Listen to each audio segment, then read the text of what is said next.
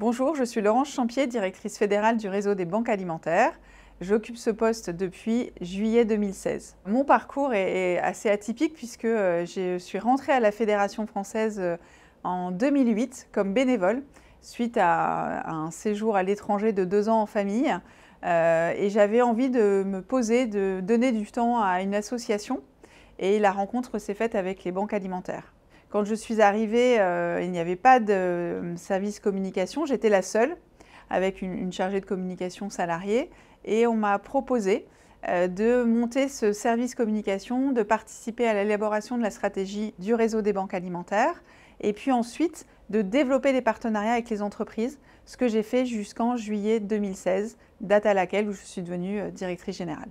Alors, les banques alimentaires, c'est un réseau de lutte contre l'exclusion alimentaire.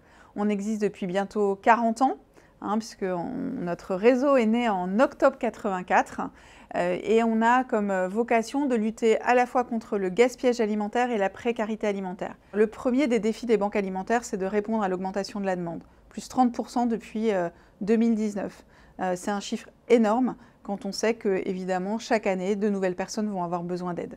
Ça, c'est le premier défi majeur. Le deuxième défi majeur, c'est de trouver les moyens d'accompagner les personnes, de trouver les ressources financières, alimentaires, pour pouvoir continuer à apporter une aide alimentaire de qualité, variée, diversifiée, et ne pas pouvoir être dans l'obligation de dire non. Nous, on veut continuer à accueillir de nouvelles associations et accompagner, à servir toutes les personnes qui en ont besoin.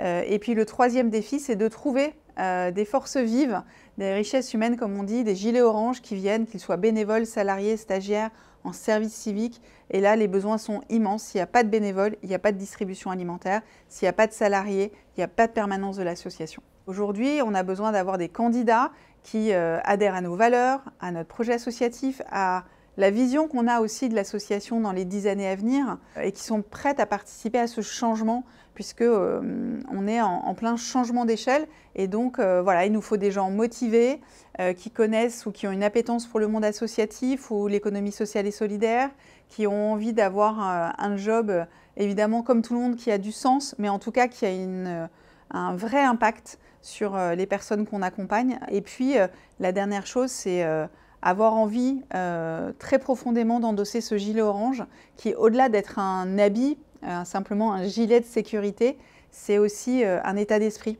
On attend d'avoir des candidats dont le savoir-faire évidemment est établi ou va se développer avec nous, mais surtout le savoir-être et encore une fois de porter ce ensemble aidant l'homme à se restaurer avec vérité et sincérité.